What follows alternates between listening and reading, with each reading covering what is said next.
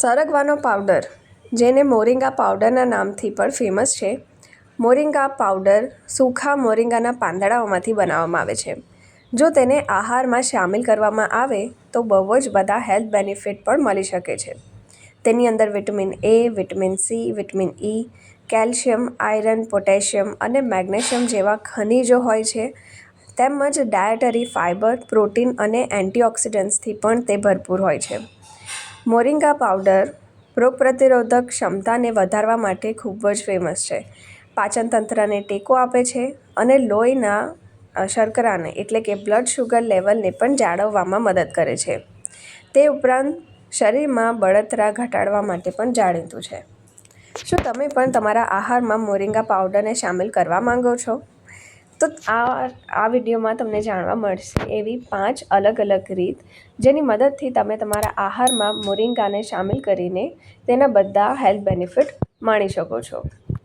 જેમ કે હર્બલ ચા બનાવાય. હૂંફાળા પાણીમાં અડધી ચમચી મોરિંગા પાવડર મિક્સ કરો અને તેમાં મધ ઉમેરીને એક સુખદ પીણું બનાવો. વધારાના પોષણ માટે તમે ચટણી અથવા કોઈપણ સોસની અંદર પણ યા તો પછી કોઈપણ ડ્રેસિંગમાં 1 ચમચી મોરિંગા પાવડર ઉમેરી શકો છો. આટલું જ નહીં, આપણા પીએમ મોદી પણ મોરિંગાના પરાઠા ખૂબ જ પસંદ કરે છે. પોષણ વધારવા માટે તમે તમારી રોટલી અને બ્રેડના લોટમાં, સૂખા લોટમાં મોરિંગાનો પાવડર ઉમેરી શકો છો. ક્યાં તો પછી પરાઠાની અંદર ફિલિંગમાં મોરિંગાના પાંદડાઓને નાના નાના કાપીને પણ એના પરાઠા પણ બનાવી શકાય છે. તમે દાળ અથવા સૂપમાં 1 ચમચી મોરિંગા પાવડર ઉમેરી શકો છો. તરત જ વાનગી રાંધવામાં આ બહુ જ સરળ રીત છે.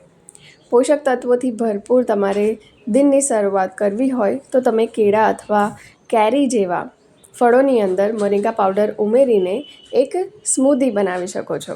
જો તમને આ વિડીયો પસંદ આવ્યો હોય તો તમે આ વિડીયો તમારા પરિવારજનો સાથે જરૂરથી શેર કરજો અને મારી ચેનલ સાથે જરૂરથી જોડાઈ રહેજો.